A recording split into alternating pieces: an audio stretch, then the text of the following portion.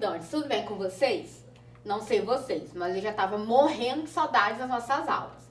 Meu nome é Laura, sou professora de História. E na nossa aula de hoje, o Dever em Casa na TV, vamos conhecer um pouquinho mais sobre o Estado do Espírito Santo.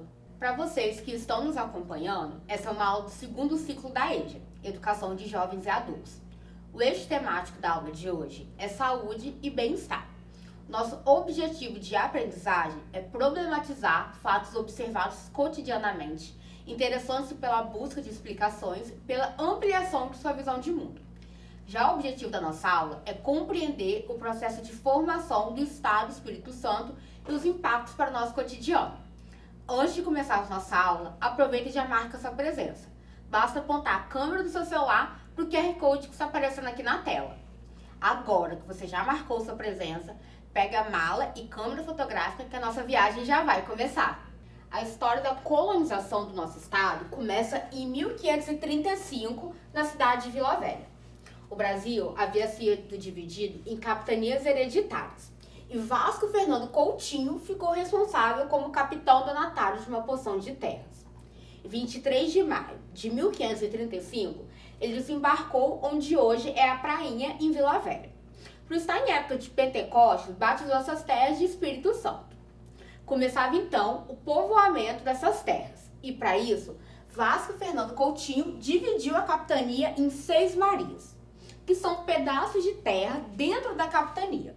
Essas 6 marias foram doadas a 60 colonizadores que vieram junto dele. O objetivo era dividir os gastos da colonização e povoação, assim como os lucros, pois esses 60 colonizadores tinham a função de fazer com que a terra que receberam prosperasse. Já no ano de 1549, Vasco Coutinho resolveu mudar a sede da capitania de local, pois o atual local, que seria Vila Velha, não oferecia uma segurança contra os povos indígenas. Foi então que partiram um pouco mais ao norte, para uma ilha montuosa, e passaram a chamá-la de Vila Nova do Espírito Santo. Foi então que fazendo com que a primeira ganhasse o nome de Vila Velha, como conhecemos até hoje. Mas voltando lá a Vila Nova, foram 2 anos de luta contra os povos indígenas daquela região, até que em 8 de setembro de 1551 obtiveram a vitória contra os povos daquele local, batizando então a nova capital de Vila de Vitória.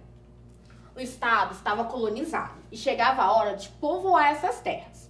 Mas é aqui que entra a Barreira Verde. Vocês já ouviram falar em Barreira Verde? A região do estado sempre foi conhecida pela densa vegetação de Mata Atlântida. Quando o ouro foi descoberto lá em Minas Gerais durante o século XVI, era necessário proteger esse bem a todo custo. E é aí que o estado do Espírito Santo entra. A vegetação e os povos indígenas transformaram o estado em uma barreira verde entre o ouro e o mar, protegendo assim o ouro de Minas Gerais. A função de barreira verde era tão importante que pelo menos até meados do século XIX não ocorreu incentivo em povoar essa região. Muito pelo contrário, reis portugueses chegaram a emitir proibição de povoar o estado. Foi então que os primeiros registros de povoação aconteceram no litoral, pelos colonos que já estavam aqui. E por isso, porque o interior do estado era habitado pelos povos indígenas, o que dificultava o povoamento desse local. Foi só a partir da chegada de Dom João VI, em 1808, no Brasil, que também começou o início da escassez do ouro, que iniciaram os primeiros núcleos de povoamento. Que tal a gente dar uma olhadinha em algum deles? Os primeiros núcleos, os núcleos das montanhas, eram formados pela província de Santa Isabel, essa daqui, que hoje a gente conhece por Domingos Martins, e as províncias de Santa Teresa e Santa Leopoldina, que permaneceram com o mesmo nome. Já lá no sul do estado, os núcleos de povoamento que foram surgindo foram do Rio Novo e de Castelo, cidades que existem até hoje, e se deram graças à vinda de imigrantes para o estado do Espírito Santo. Porém, diferente do que aconteceu no resto do país, em que a entrada de imigrantes foi impulsionada por conta do avanço das leis abolicionistas, aqui no Espírito Santo, a vinda desses migrantes foi para a criação de colônias de povoamento. Mas quem são esses imigrantes que vieram aqui para o nosso estado? Entre os diversos grupos que chegaram aqui no Espírito Santo, estavam presentes principalmente imigrantes europeus.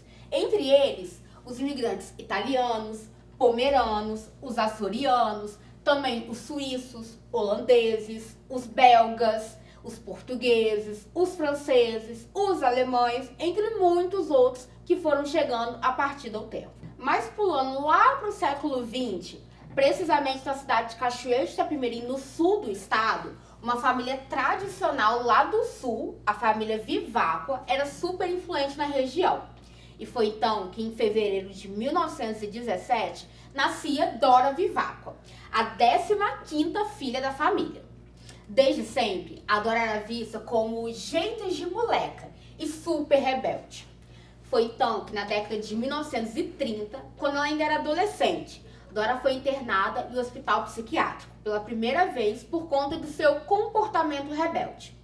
Após a alta, ela passou um tempinho na fazenda de um de seus irmãos. E lá ela até que possuía certa liberdade. Até que novamente o jeito rebelde de Dora a levou à segunda internação psiquiátrica. Nessa vez, após ter alta, foi morar em Cachoeiro com uma de suas irmãs.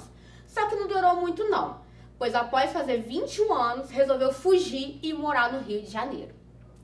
No Rio, ela resolveu estudar dança e se apresentar em circos e passou a se destacar pelo uso de cobras.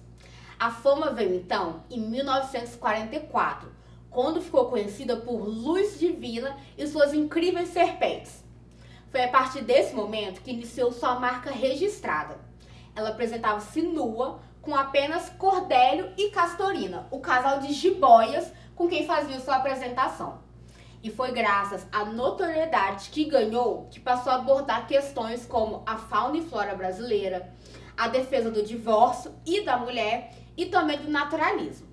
E foi considerada uma das prepulsoras da causa a favor dos direitos das mulheres aqui no Brasil. Nessa época, ela já havia trocado seu nome para algo mais forte e nascia assim Luz Del Fego. Mas infelizmente, o fim de sua vida não teve o destino que ela merecia. Ao denunciar a pesca ilegal que aconteceu nos arredores de uma ilha em que ela morava, ela foi pega pelos pescadores em uma emboscada e teve seu corpo jogado em alto mar. Apesar de ter sido sua memória associada à loucura, Luz Del Fego foi muito importante para a sociedade lá do início do século XX, além de ser uma grande personagem capixaba. Mas seguindo a nossa lista de personagens importantes aqui do estado, nós temos Camilo Collor. Ele era filho de imigrantes e, por conta das condições dos pais, mal completou os estudos, chegando a estudar apenas até a 6ª série. E desde novo teve diversos empregos. Entre eles foi chefe de uma oficina mecânica da Ford. Mas aos 19 anos, em 1942, alistou-se para lutar na Segunda Guerra Mundial, porém contra a vontade de seus pais. Isso porque os pais dele eram super patriotas e o Brasil estava de lado oposto à Itália na guerra. Durante a guerra foi baleado 2 vezes, mas recuperou-se. E ao retornar ao Brasil, utilizou uma linha de crédito especial para ex-combatentes e comprou seu primeiro caminhão, mal sabendo ele que seria o início de sua frota. Ali iniciava uma das maiores empresas no setor de transporte da América Latina, a Aviação Itapemirim. A partir dali, não parou mais e fundou e dirigiu diversas empresas, sendo delas mais 4 no mesmo setor. Teve empresas voltadas de veículos até o marketing. E olha que a conta era grande, hein? Foram mais de 15 empresas fundadas e dirigidas por ele. Junto à rotina de empresário, Camilo Collor voltou a olhar para a política, filiando-se ao seu primeiro partido político ainda em 1965. Mas foi apenas no ano de 2006 que elegeu-se como deputado estadual aqui pelo Espírito Santo. E manteve-se dentro do cenário político até o ano de 2015, quando já passava dos 90 anos de idade. Em uma de suas últimas aparições públicas, ele recebeu em novembro de 2020 a Medalha de Mérito Mauá, que é uma homenagem feita pelo ministro da Infraestrutura do Brasil. Essa homenagem é para aqueles que de alguma forma contribuíram para o desenvolvimento do setor de transporte. Em maio de 2021, o empresário faleceu de causas naturais na fazenda da família aos 97 anos e foi homenageado por diversos políticos do cenário nacional, dada a sua importância para a construção do Estado do Espírito Santo. E para fechar as figuras importantes do nosso estado, temos o escritor e jornalista Rubem Braga. Rubem Braga nasceu em Cachoeiro de Itapemirim e seu pai era proprietário do jornal Correio do Sul, o que impulsionou seu interesse. Iniciou os estudos em Cachoeiro e logo mudou-se para Niterói para poder terminar os mesmos. Sua escrita iniciou com crônicas em 1929 no próprio Correio do Sul. E em 1932, ali nas agitações da Revolução Constitucionalista, começou a fazer a cobertura do evento. E daí não parou mais. Foi repórter do Diário de São Paulo e fundou a Folha do Povo e o Seminário Cômico. Resolveu mudar-se para Porto Alegre, quando o país vivia a Era Vargas e o início da Guerra Mundial. É assim que colocou os pés em Porto Alegre, foi preso por conta de suas crônicas sobre o governo. Mas graças a um velho amigo, logo foi solto. Durante o período em que esteve lá, publicou cerca de 91 crônicas no jornal Folha da Tarde, que criticavam desde Getúlio Vargas até o nazismo.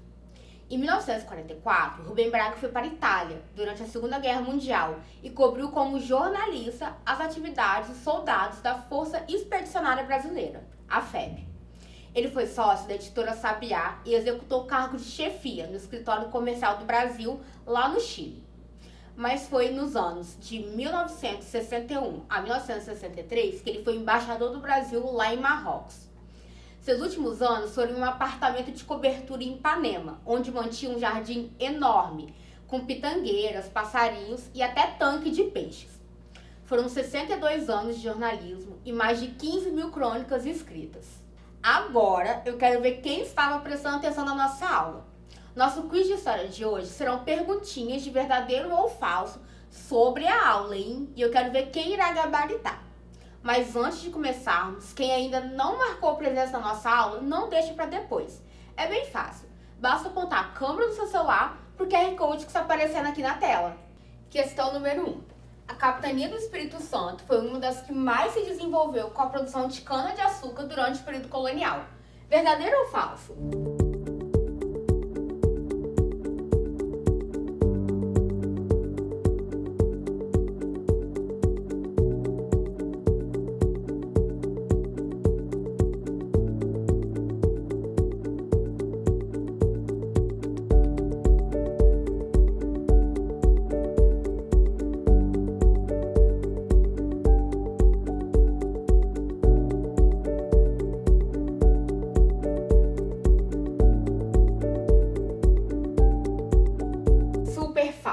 Enquanto todas as outras 3 capitanias foram incentivadas na produção de cana-de-açúcar, aqui no Espírito Santo existia um projeto de frear o povoamento para manter a barreira verde entre o mar e o ouro de Minas Gerais. Questão número 2. Luz Delfego era o nome artístico de Dora Viváqua, que ficou conhecida por defender a fauna e flora brasileira, o divórcio, a mulher e também o naturalismo. Verdadeiro ou falso?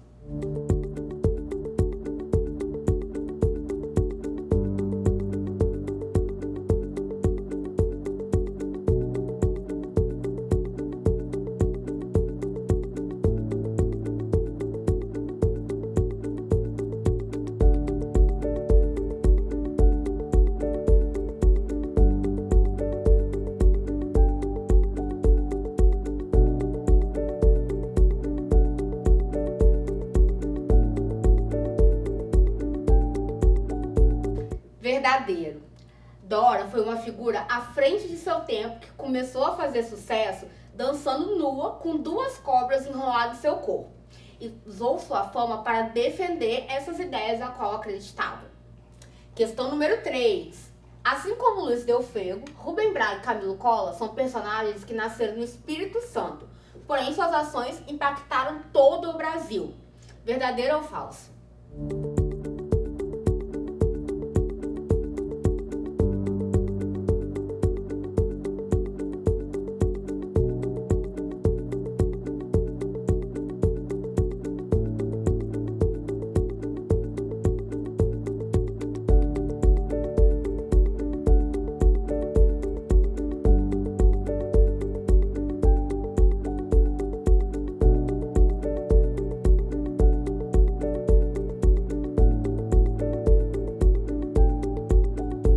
verdadeiro. À sua maneira, cada um deles teve grande contribuição para o desenvolvimento do nosso estado, mas também influenciaram na cultura do nosso país. Nossa, hoje vimos bastante coisa, né? Que tal a gente dar uma relembrada? Vimos como foi a chegada dos colonizadores portugueses no nosso estado e o processo de colonização. E que, enquanto outras capitanias receberam incentivo para o desenvolvimento, o objetivo do Espírito Santo era servir de barreira natural entre o mar e o ouro descoberto em Minas Gerais. Vimos também que, com a chegada do século XX, diversas figuras importantes surgiram e contribuíram para o desenvolvimento do nosso estado. E na aula de hoje, destacamos Lúcio Del Fego, uma mulher à frente de seu tempo, o empresário ex-combatente Camilo Collor, que fundou a empresa de transporte mais importante da América Latina, e o jornalista e escritor Rubem Braga, que com suas crônicas esteve presente em diversos momentos marcantes da história do nosso país. Agora é com vocês. Hoje vimos a história de 3 personagens muito importantes para o nosso estado, mas existem diversos outros que todos os dias contribuem para a formação do Espírito Santo. E a missão de vocês é trazer pra gente a história de um desses personagens. Para compartilhar com a gente, basta apontar a câmera do seu celular para esse QR Code aqui da tela, que vocês serão redirecionados para o nosso WhatsApp. Ou, se preferirem, podem anotar o nosso número. É 27 9966 10143. Esperamos vocês, hein? Nossa, que aula animada tivemos hoje, né? Espero que vocês tenham gostado de viajar comigo através da história do nosso estado. Não se esqueçam de seguir a gente nas redes sociais, hein? E lembre-se, mesmo distantes, estamos juntos. Nos vemos na próxima aula aqui no Dever em Casa na TV. Até lá!